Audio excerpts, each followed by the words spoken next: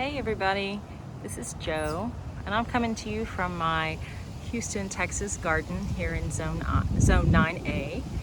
And I thought I would do a funny little video with some sort of different things. I know I've had a lot of people say that they were new gardeners and had learned some things from me, which makes me very happy. And so I thought I would show a few things that aren't just sort of pretty flowers, but have a few things about how to. And so the first one is just encouragement. So I dug up and then replanted a little bit, not too far from where they were, but replanted a bunch of coneflowers.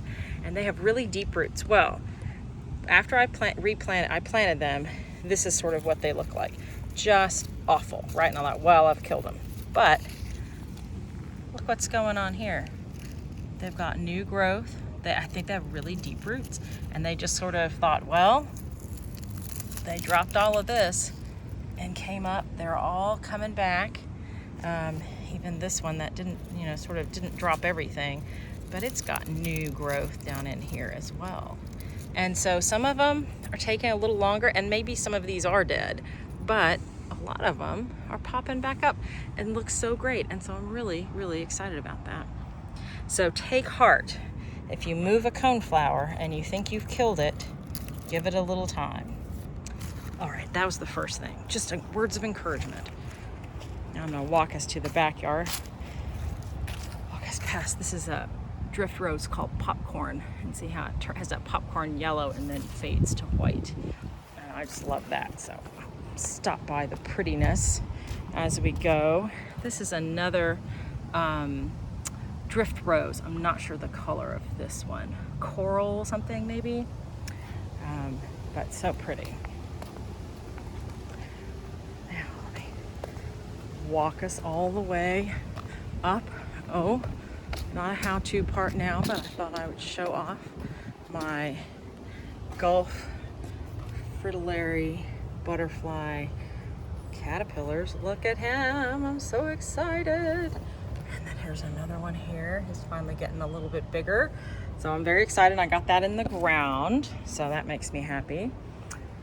All right, the next thing I was gonna show you is I had the most beautiful pot of caladiums, a giant pot of caladiums. And they were beautiful for months and months.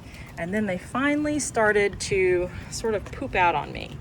And in Houston, people say, oh gosh, you should dig your caladiums up and store them in a warm place. And I have found that to not be necessary if they're in the ground. You put a lot of big mulch on them and they seem to be fine. It's just not that cold in Houston. But I wasn't sure about in a pot. So this was my Splash of Wine was my favorite one. I bought several different varieties and it was just the absolute prettiest one.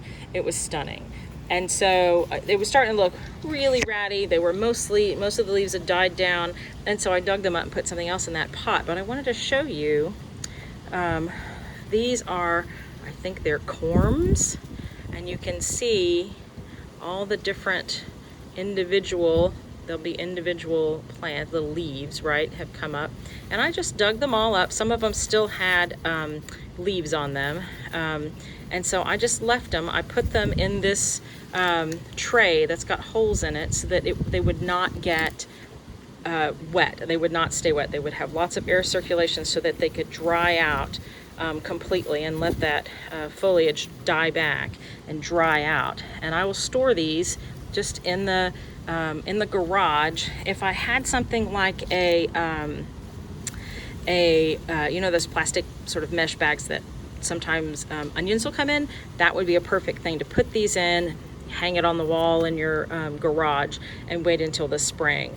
If your garage gets really, really cold, if you live further north than me, you could take them inside, put them in your back of your pantry so that they're in the dark, but dry and warm-ish. Okay, cute stop off.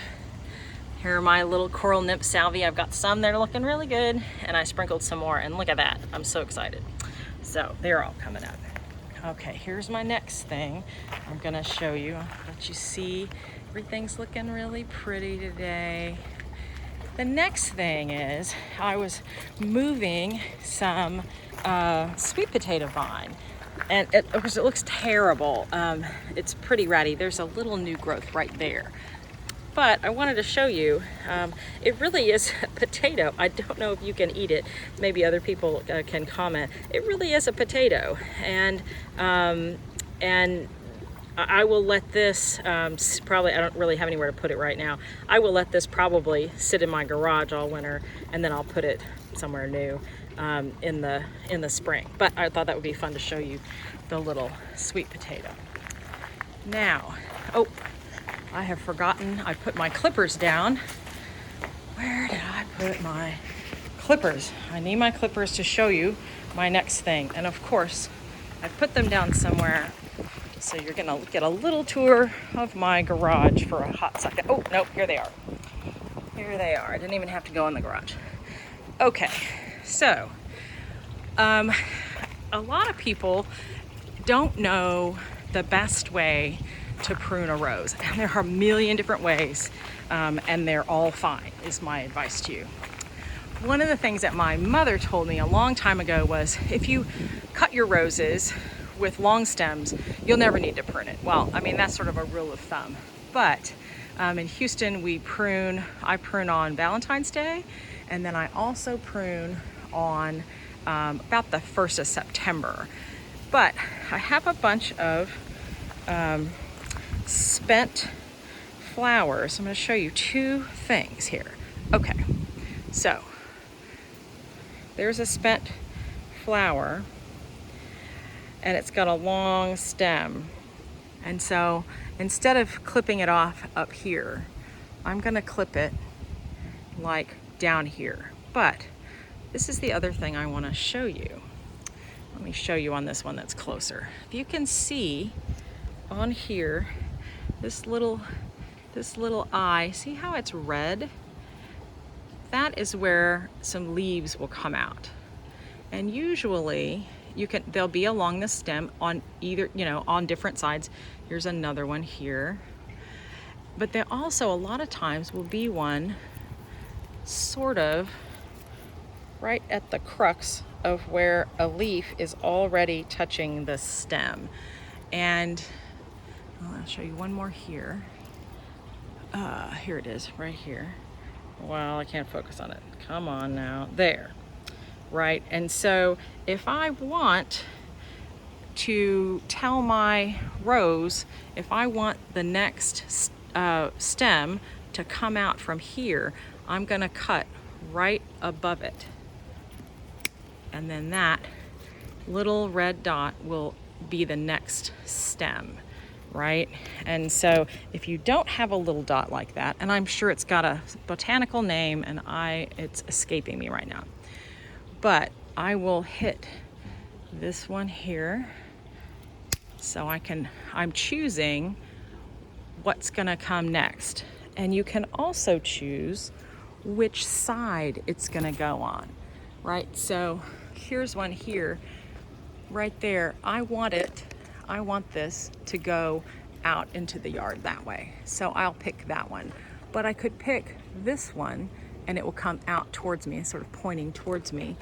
If I picked one, say on the back side, I can't, if there's one on the back side, if I clip above that one will go that direction. So you can pick what direction you want things to go. So I would like another piece out this way. So I'm gonna clip, I've got 3 spent flowers on this branch. So I want my next branch to come out from there. So I'll clip right above that. Okay, here's the other thing though. If you don't see one of those little red nodes, you can just clip right above a leaf and it'll do the same thing, because there's like a little node sort of hidden down in there. So let's say I want to cut this one, I want it to come out this way. I'm going to cut right above that, and the next leaves and eventually stems should come out from right there. Okay, then let me show you kind of what I'm talking about over here. You can see here, previously I clipped here. Let's see if I can get it to focus for us. I clipped